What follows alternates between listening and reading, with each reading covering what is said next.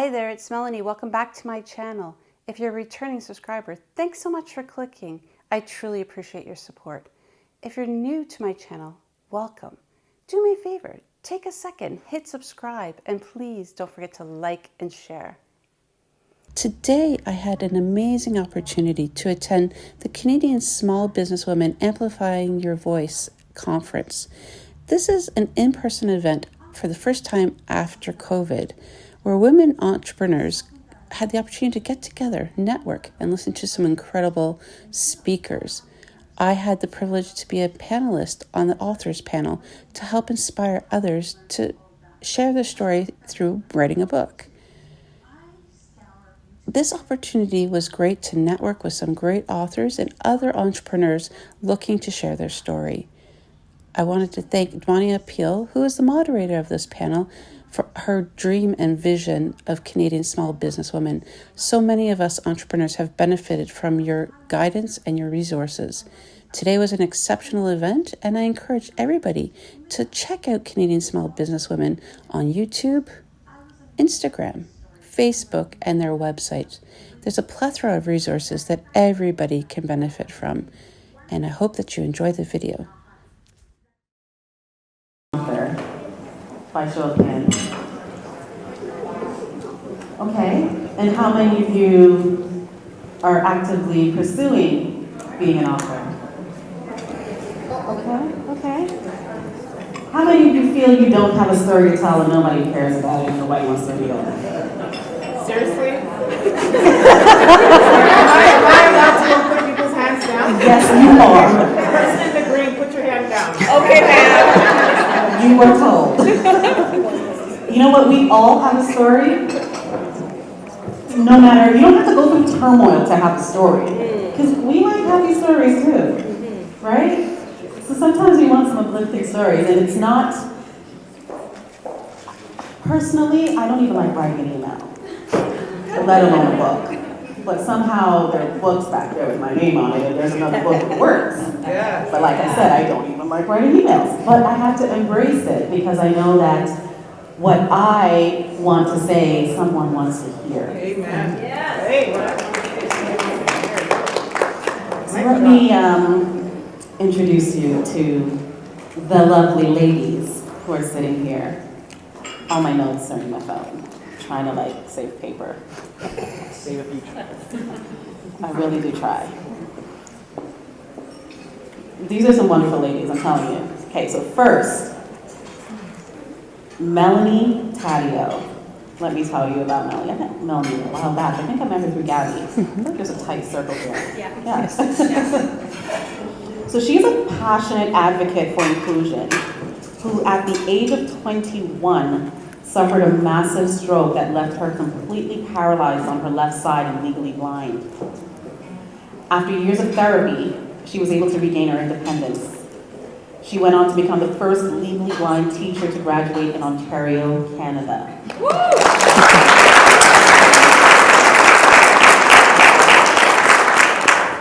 She's a certified special education teacher with over 20 years of experience in program and development, fundraising, community outreach, volunteer management, and public speaking. Melanie founded Connect for Life and Voices for Ability based on her personal experience of the lack of programs for people with disabilities that promote independence. She has made it her goal to help empower others to achieve their dreams despite the challenges they may face. Melanie published her first book in 2019, My Unforeseen Journey, Losing Sight, Gaining Vision. You can also grab a copy back there.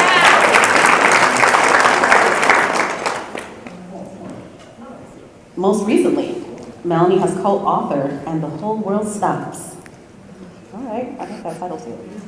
Over the last decade, Melanie has expanded her portfolio to include advocating, training, and helping organizations and companies embrace inclusion. Specializing in EDI, Melanie has helped these organizations make equity, diversity, and inclusion a priority, not because they have to, but because it's the right thing to do. Yes. Melanie started her consulting company, Gaining Vision 2020, to take her work and passion to a global stage. Working in Canada, South Africa, and the United States, it is her goal to help companies, schools, and organizations embrace inclusion. So meet Melanie.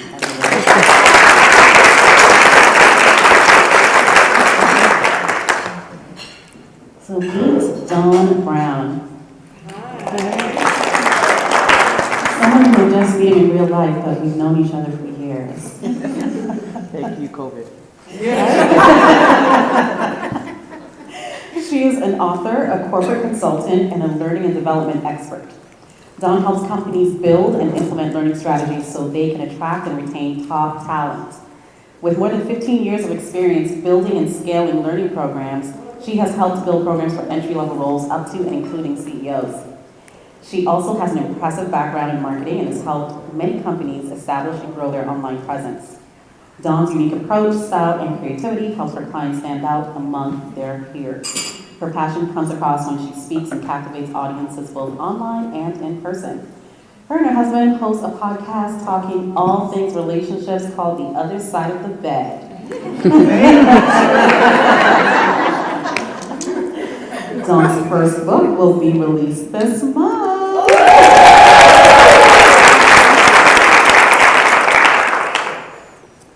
Let's get to Coach Kamshuka. I feel like I have to learn my voice for this. Kamshuka and I also go way back. Yes. So Kamshuka is an author, international speaker, and certified life coach. Recipient of the 2010 Aroni Award for Commitment to Youth and Entrepreneurship, winner of the 2014 Black Canadian Best Photographer Award, she uses her influence to inspire heart-to-heart conversations and roundtable forums to communicate the importance of knowing who you are to reach the goals ahead. Kamshuka has appeared on several local media interviews, various articles, as well as recognized by her people in Uganda on the national network of NTV as an empowered woman of power. She's passionate to bring change and impact with her story as a war child survivor. Her passion is driven by her story, an unconventional artist expressing her thoughts and interpreting life through her art and heart. As a humanitarian who is also a survivor of sexual abuse, she is an advocate against human trafficking, which sparked after one of her trips to the city of Calcutta, India, to rescue women and girls sold into sex slavery.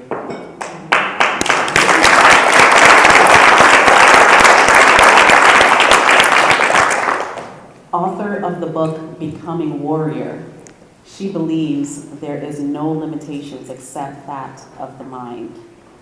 Her motivational talks have created uplifting presentations on self-confidence, perseverance, faith, and our mental attitudes, challenging her audience to live full and die empty. Known as the Warrior Queen, allow me to introduce to you Kamshuka.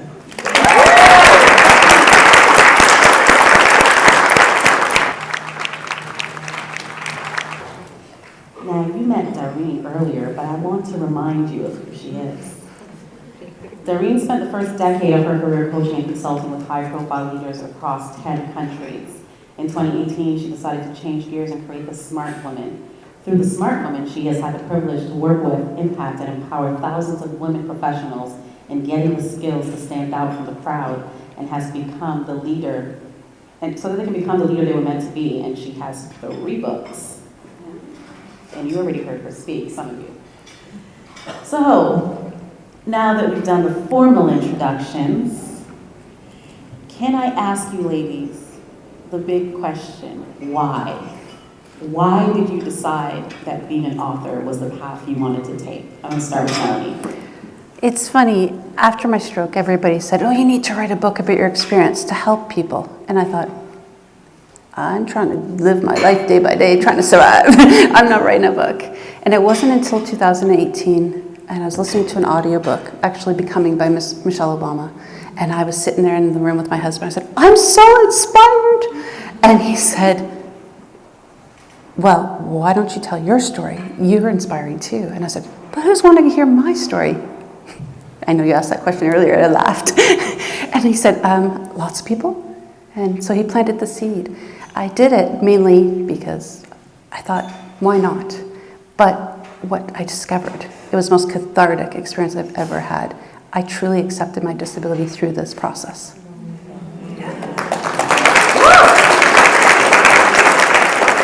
Wow. Acceptance, right? And sometimes letting it all out in one way or another, could be on paper, is a way to get to that acceptance stage. Wow, thank you. Done. I chose to do it through this format because I believe very strongly in legacy. I believe Sorry, that I'm we going to all... interrupt you. Can you hold down the button to make sure your mic is on? Yeah, my husband does all this stuff for me now. Hello? Yeah. Oh, That's why your voice goes. Yes, sorry about that. And so I believe very strongly in legacy. And I believe that we all need to leave something that outlives ourselves. Could it be a recipe, a hair tonic, whatever you want it to be, there has to be something that stays on this earth to remind the earth that you were here when you're gone. And so I feel very strongly about that. And what motivated me was I was told I wasn't going to have children. And then I was 40. My body was like, let's give them something to talk about. So I got pregnant. And then at 44, my body was like, let's do that again. And so I really wanted to make sure that I could leave something for my children that they could say, you know what, you want to know about my mom? This is what it was. You want to know how I got here? This is the story. And so my mother did that for me. She passed away when I was younger, but I have all of her stuff. She used to create and sew and crochet, and I have all her patterns and all her recipes, and she left something for me. And I think it's very important that, although you may think that, you know what, I don't do anything fantastic, I don't do anything amazing, it could be as simple as your gym workout. Like, write it down and leave it for somebody else. Because I think that we all have a responsibility to let the earth know I was here. So that's why I chose to write my story in a book.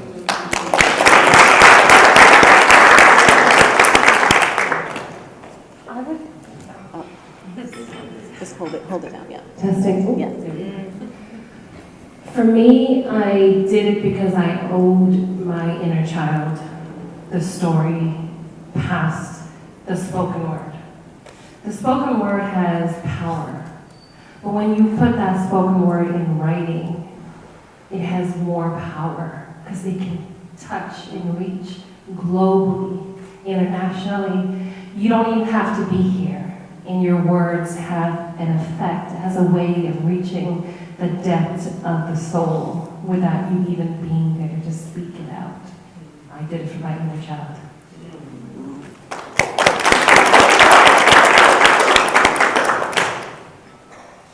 Wow. I haven't wrote a book about my story yet because I haven't reached that level where I feel I can do it. It's too painful. But as I discussed earlier during my keynote, I wanted to build that credibility, and I believe one of the main reasons I decided to write a book in the first place is to overcome imposter syndrome.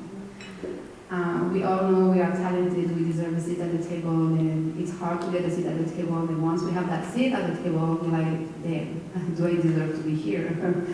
And for me, writing this book, it was more to convince me that yes, I deserve that seat at the table, and if I can write about it, I can talk about it.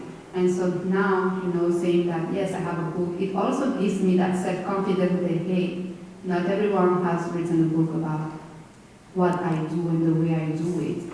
And the second reason, it was also so my books are guides, they are practical guides, step-by-step guides, where I break down the process that I have used myself to become the leader I was meant to be. And so that's my way in to get started with writing, so to keep it practical, to keep it professional.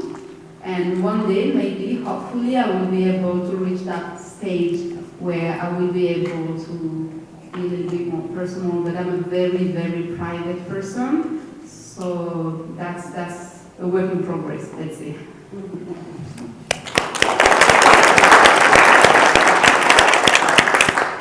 So now that we heard your whys, I'm interested in knowing when you were going through the process of saying, yes, I want to write a book, and this is what my book is going to be about, how did you itemize how you wanted your audience to feel when they read your book? Like, did you think of that while you're going through? Like, what's the feeling you want them to have?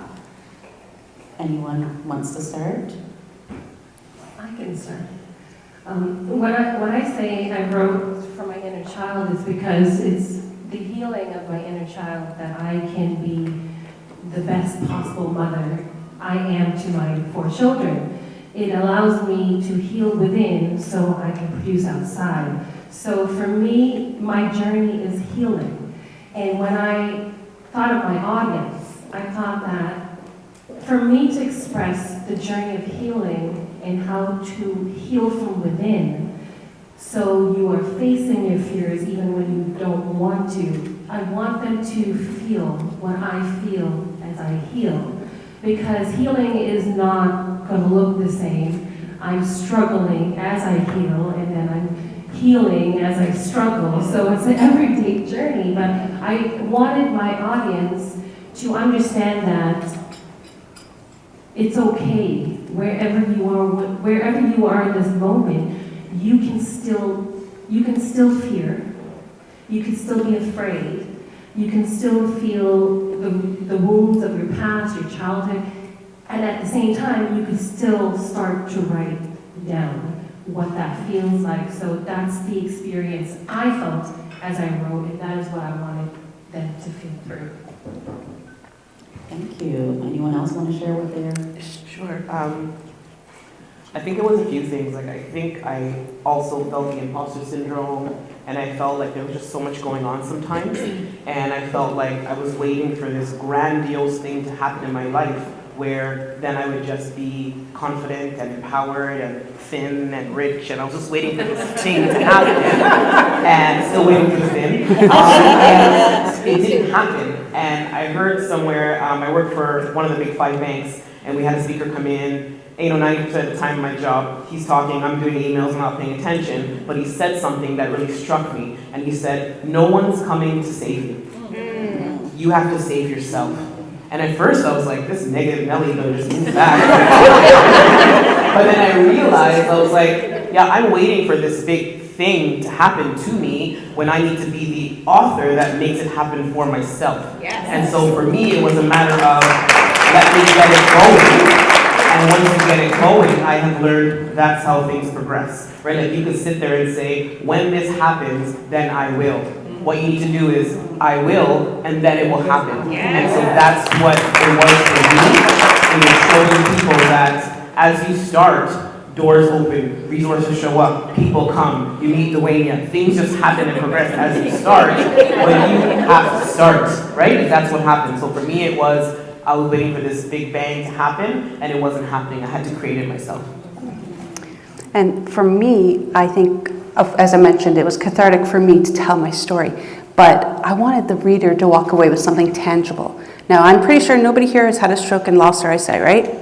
Yeah, it's a pretty unique story. So, but I bet you everybody in this room has gone through unforeseen change in your life. A loss of a job, a breakup of a relationship, a death in the family. Show of hands. Every one of us, right?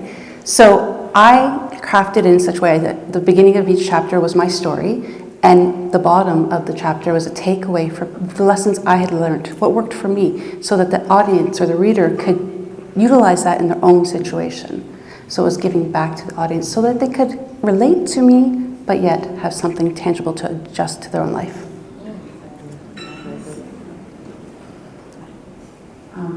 I wanted the people who read my books to feel empowered.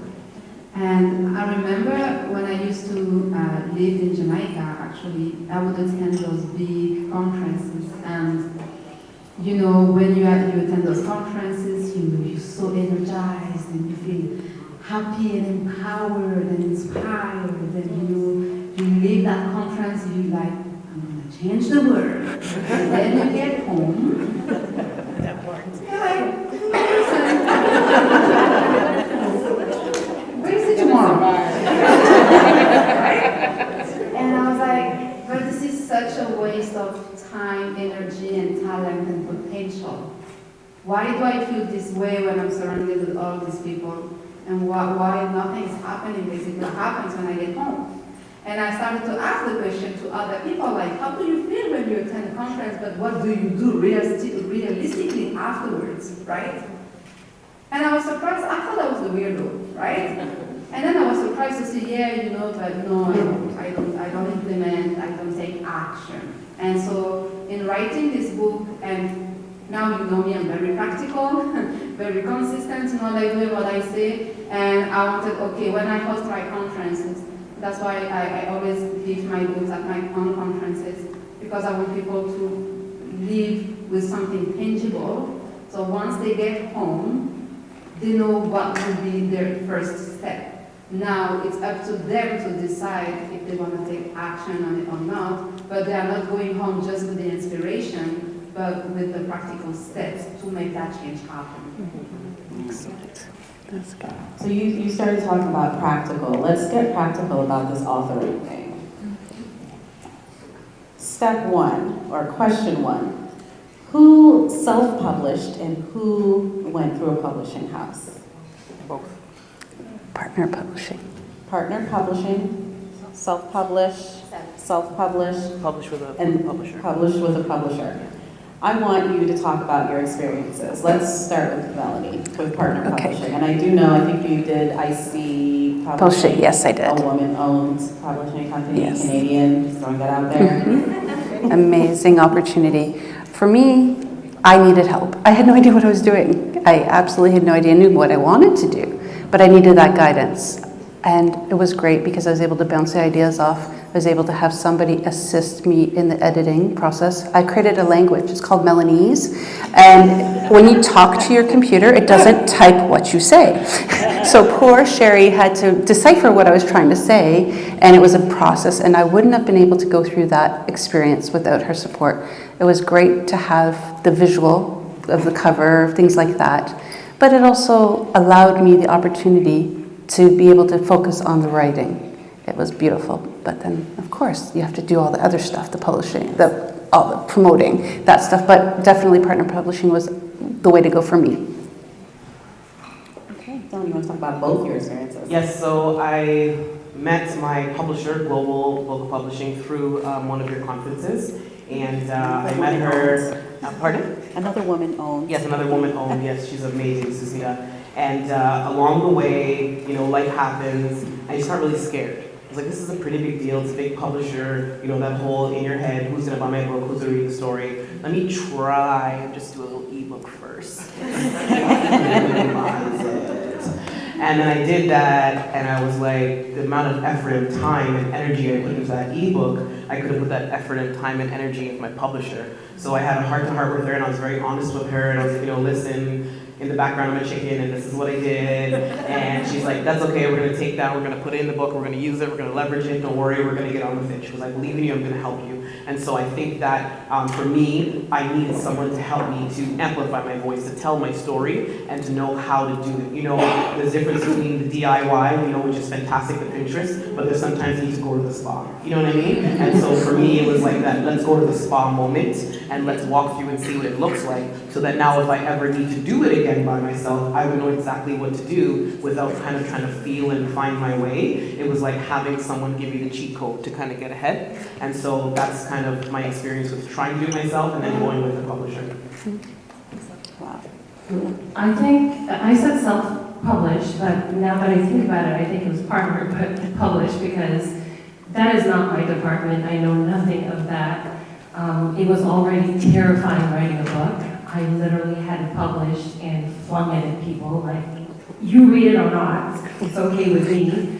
Because I was so nervous of how people would receive it. I was coming to terms with what I wrote.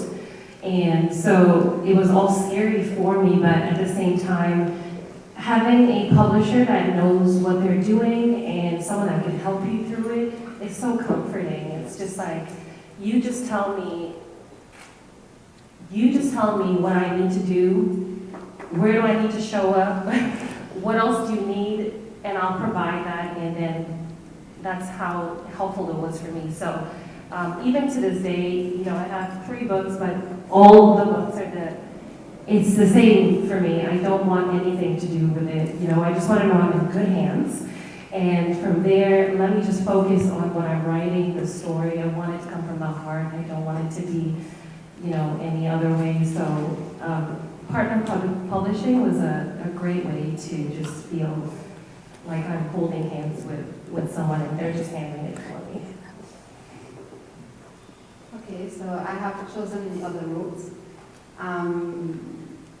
As I was building my career, I worked with a very influential man, and I was in charge of managing all of his businesses, and one of his businesses was a publishing company. And I knew all the numbers, right? Again, as an entrepreneur, numbers, I talk a lot about it, but you gotta know your numbers. And I learned, how much as a published author you make when you work with a publisher versus when you self-publish. So I was like, look, I'm going to be self-published because I put all the work into writing that book. This is all coming, I'm the mastermind behind, this is all coming from my brain, and I have learned the process, I have went on Google. Honestly, you can easily find accurate and good quality information on Google on how to self-publish. So that's what I did, and I self-published, and I like, getting the money on my bank account for what I work for. It's that simple. So, but again, the books I have written now are professional, practical guides. Now, when it comes to writing about my story, my approach will be probably different because I feel like this is something I want to do alone. So then it depends on what you want to write about and how you feel about it. We're going to ask to share the blue line because there's a lot of interference, so that's why that one keeps going in and out. So we can turn that one off. All right, sorry about that. Technical difficulties, live event. I miss those things. So the other question, I think it's a yes for two of you. Have any of you done collaborative books? And how do you rate that experience? And do you think that's a good stepping stone for being an author? I see 3 yeses. Melanie, you go first. Oh, I'm just in the process of getting this one. So a group of Toastmasters from across the globe during the pandemic joined a Toastmasters club. So we're all sharing a chapter in the book of our experience of the pandemic, and that's why it's called And When the World Stopped. And it's amazing to hear the difference, the stories, the experiences. And there's 7 of us in total, and we all had a deadline to write our chapter by a certain date. How many of you think we made it? I did. But it's interesting because with my book, I was able to take control of what I wanted to say. When you're collaborating, you have many different moving pieces, different people, different perspectives, different thoughts and ideas, and you have to go at the rate of everybody else. So it can be challenging, but definitely it's been an amazing experience so far. If you don't know what a collaborative book is, if you don't want to feel the pressure of having to write 200 pages, you can group up with a few people and write about one common thing, and you can probably write 20 to 30 pages. So that kind of gets you started. We did 2 collaborative books over the pandemic. 2 of them are back there, and there are 5 authors each in the book. And I mean, it's a Canadian small businesswoman book, but I only wrote the foreword. I didn't write a chapter. But it's a great opportunity for you to be able to get your book shared in circles that you normally wouldn't have. So consider that. I'm going to move on to Don. What was your experience? I had a very, very mixed experience. Yes, it was a book about marriage, so my husband and I wrote a chapter. And the gentleman who was overseeing it kind of said to us, we had to ask him, what's your view on marriage, right? Is it open? Is it this? Is it that? Like, what do you think about marriage? To understand, first of all, do you even line up with what we believe? Because if we don't have alignment, this is not going to work. So he came in and he said, yes, I believe it, I'm aligned with it, this is what we think, great. So then he went and got other people to come along the way, and he had a goal for himself. And about 70% of the authors, we all believe the same thing. And there's that little 30% that doesn't quite believe because it came down to a decision of him meeting his financial goals versus branding goals. And so sometimes you have to be very mindful of the people that you're going to be going in with. So was the experience great? Yes. because I learned something out of it, and that you have to always protect your brand.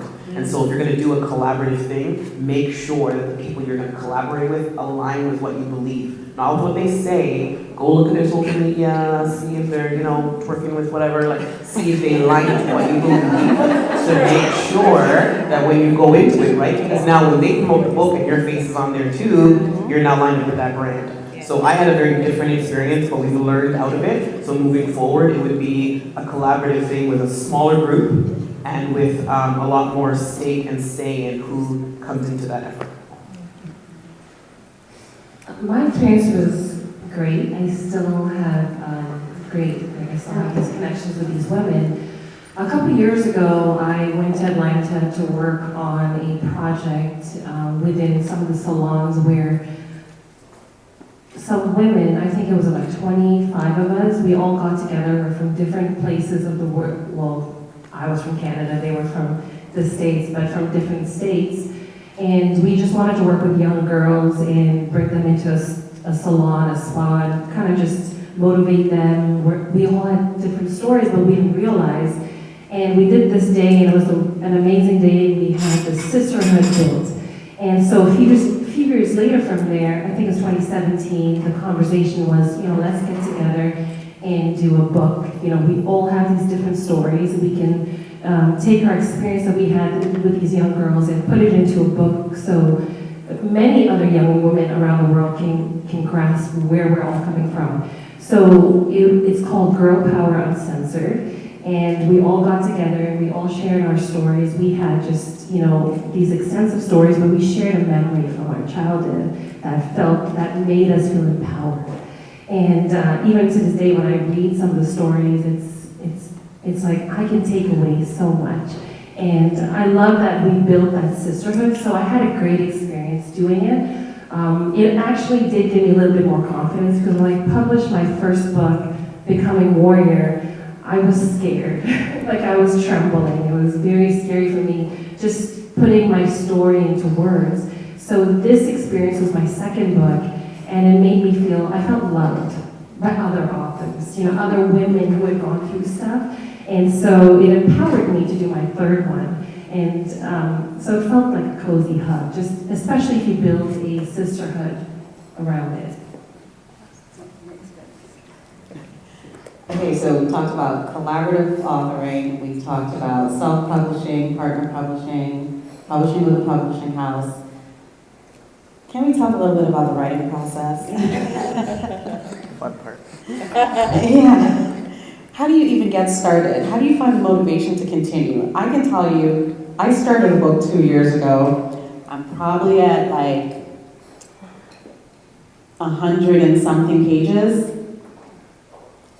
I still need to write more. I haven't finished it because I can't bring myself to go back and just find that headspace. So what is your process like to find that headspace to get writing and to focus on getting it done?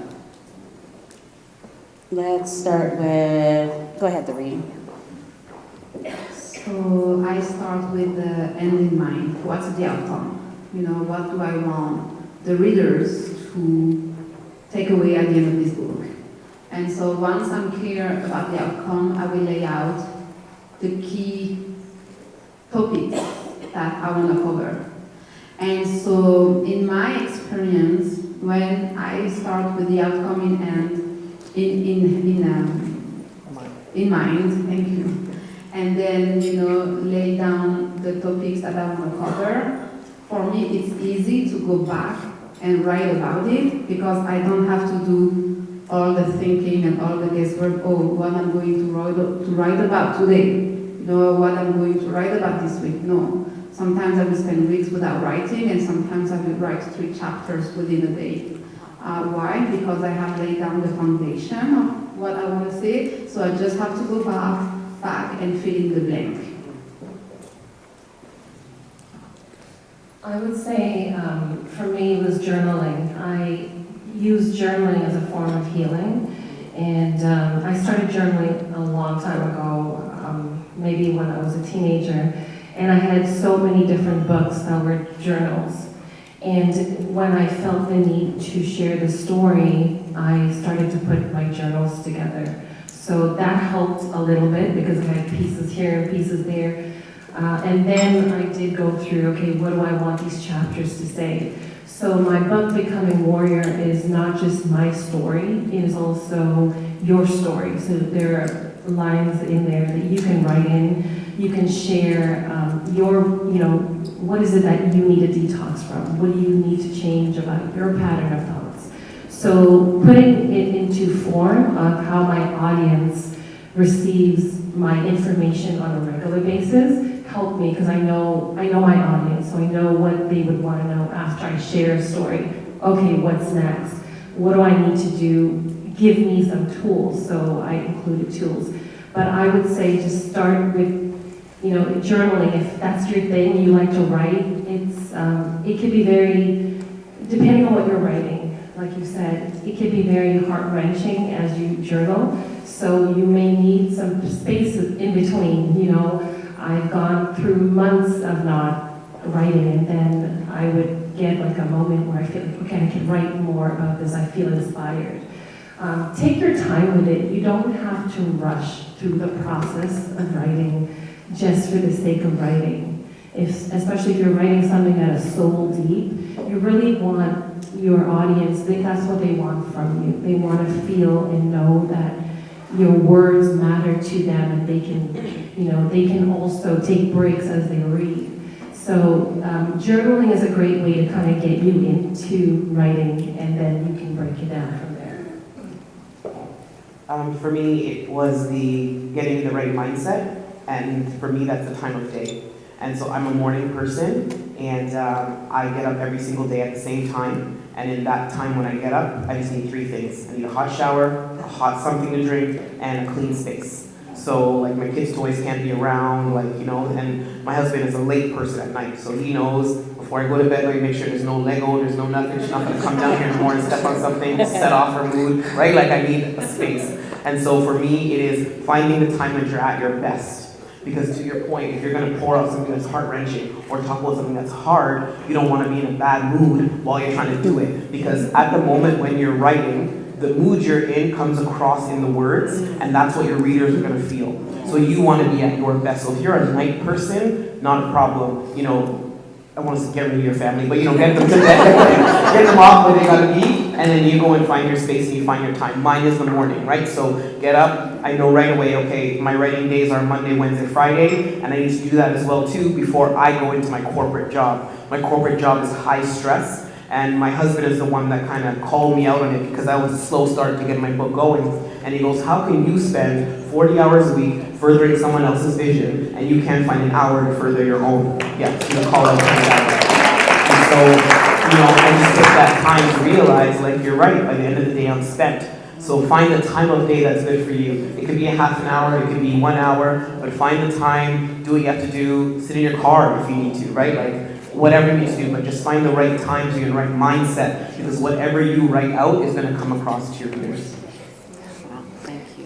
For me, I'm very structured. I need to know exactly what I need to do. So I outlined it first. This is what I want to say in this chapter, and I had that guide. Deadline oriented. So I said every Sunday afternoon I would have quiet time. I'd sit and write a chapter. And it doesn't sound like a lot, but when you're going emotional, you're going deep, and you're going through emotions and dealing with things, it may take you longer. You may have a lot of tears, throw a few things, and it doesn't always come out the first draft. And just know that you're just putting thoughts on paper. It's a process, it takes time. So although I wrote a chapter every single Sunday, it wasn't great. It was far from great. I'd have to go back and re-look at it without the emotion and change it up. So again, it's not a race, it's a journey, and it takes time. And having that second pair of eyes, whether it's a publisher, editor, a friend that you trust, get that perspective. I like the fact that you said get that perspective and that second pair of eyes, because I don't like reading what I've written. A good piece of advice is to join a few book clubs. Be a part of those book clubs, and then you'll know the avid readers. None of my book club people are here today, so I know that what I'm going to do is give them my draft to read. Because if I know that you love reading all genres of books, hey, this is my manuscript. Here are some little post-it notes. Here's a pen. Do your thing. Tell me what you wanted to know more of. Tell me what I could have left out. Tell me what you didn't feel was important, because these are people who read books and critique them every month. So join some book clubs. In the interest of time, because I would like to try to be on time, we are 2 minutes past our time, I would like to have you ladies give any piece of advice you would like to give to anyone who is still thinking they don't have a story to tell. Again, looking at you. Or those who have a story to tell and still trying to figure out how to go about it. I'll start with you, Melanie. Start. That's the best thing to say, just start. We're our own worst enemy, right? We procrastinate, nobody wants to hear the story, I did that all. But once you put your pen to paper or your fingers to the keyboard, you started. And that's the first step. Thank you. Don? I'm just going to add one word to that: start today. So if you're a fancy notebook person, on your way home, go buy the notebook. If you're a keyboard person, open a notebook right now and put my book. Right now, somebody open it home. Notebook, right, my book. Start today. I'm going to add no. You're powerful. You are powerful. Maybe you haven't tapped into it yet, but somebody else has tapped into how powerful you are. Don't take your journey, your story, and hide it. Take the time that you need to come to terms with your story. And once you forgive and you release, understand that your purpose includes the breakthrough of others. And if you hold on to it, it will hurt you. If you hold on to what's inside of you and you don't let it go, you don't release it, I promise you, even if you hate writing the book and you're scared when you give it to people as they purchase your book, know that when you release it, you're releasing somebody into their breakthrough. It's not your job to release them in their breakthrough, but it is your job to release your story.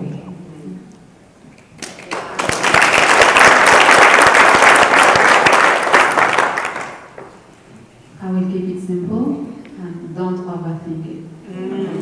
Right? Because the time that you spend to overthink about your book, someone else is writing his or her book as well, right? So don't overthink it, and keep in mind that the first version of your book will be nothing compared to the last version of it. In order to make it look perfect based on your own standards and inspiration, you gotta get started somewhere. The first draft is gonna be messy, for sure.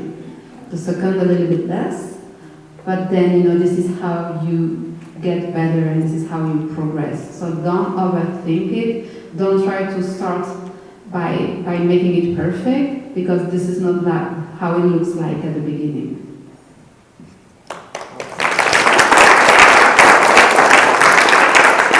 Well, thank you, ladies. I guess we're going to see a whole bunch of authors this year. Tag me in those book titles. I will be looking for them. You can connect with these ladies. Their books are back there, most of them. If not, you can still, I know we will send out Dawn's book information when it comes out, as we will. But you can connect with them and get copies of their books. And thank you so much, ladies. Thank you. Yes, thank you. We're going to take a 10-minute break, and then we're going to move on to our next speaker. So make this mental 10 minutes. I'll be back up here going, get back to your seats. Can I get a group photo? Sure.